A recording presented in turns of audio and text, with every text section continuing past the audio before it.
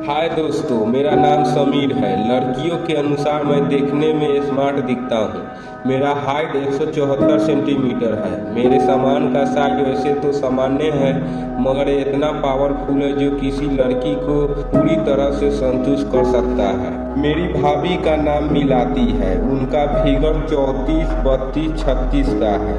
वो देखने में एकदम मस्त माल है। जो भी उनको देखता है वह अपने सामान को कंट्रोल नहीं कर पाता है। भाभी देखने में सीधी है। मैं जब मामा के यहाँ जाता था तो मुझसे वहाँ मिलती थी।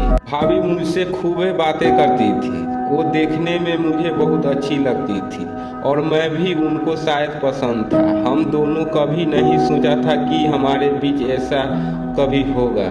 जब मैं जॉब करने लगा तो हमारी बातें नहीं हो पाती थी, लेकिन 1.5 साल बाद जब भाभी का मुझे मैसेज आया तो मैं अनजान नंबर के कारण उन्हें पहचान न सका। मैंने पूछा आप कौन, तो उन्होंने अपना नाम बताते हुए चुटकी ली।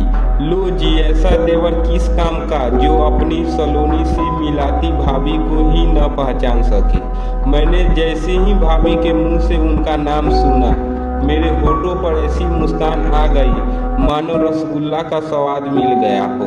मैंने भाभी से कहा, अरे भाभी, आपको तो मैं दिन रात याद करता हूँ। आपको भूलना तो मतलब सांस लेना ही भूल जाना है।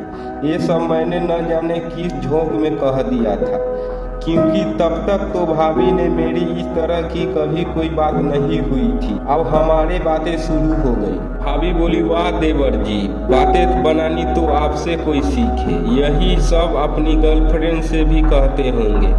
मैंने कहा, अरे भाभी, मैं किसी गर्लफ्रेंड के चक्कर में क्यों पड़ूंगा। मेरे पास तो आपके जैसे फ्रेंड भाभी है। भाभी खुश हो गई और बोली, क्या सच में आप मुझे इतना पसंद करते हो। मैंने कहा, हाँ भाभी, मैं आपको हर वक्त याद करता हूँ। उन्होंने कहा, और याद कर कर के क्या करते हो।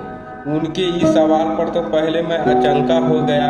फिर मैंने दिमाग लगाया कि भाभी तो खुद ही मेरी बाहों में आने को मनचली सी दिख रही है, तो क्यों न जरा मजाक करते हुए इनसे खोल लिया जाए। मैंने कहा, भाभी, ये तो आप ही बता सकती है कि मैं आपको याद करके क्या कर सकता हूँ।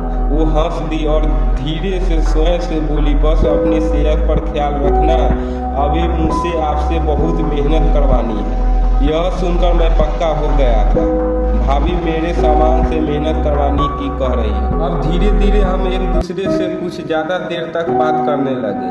यूं ही भाभी से कई दिनों तक बात करते करते मुझे पता ही नहीं चला कब भाभी से मुझे सेट हो गई और उन्हें मुझे आई लव यू बोल दिया। मुझे बहुत अच्छा लग रहा था। ऐसा लग रहा था कि जन्नत मिल गई हो। फिर हमारे बातें खुलकर होने लगी। हमारे बीच रोमांटिक बातें शुरू हो गई। मैं उनके साथ वीडियो कॉल पर बात करता तो वो बड़ी मस्ती निगाहों से मुझे देखती थी।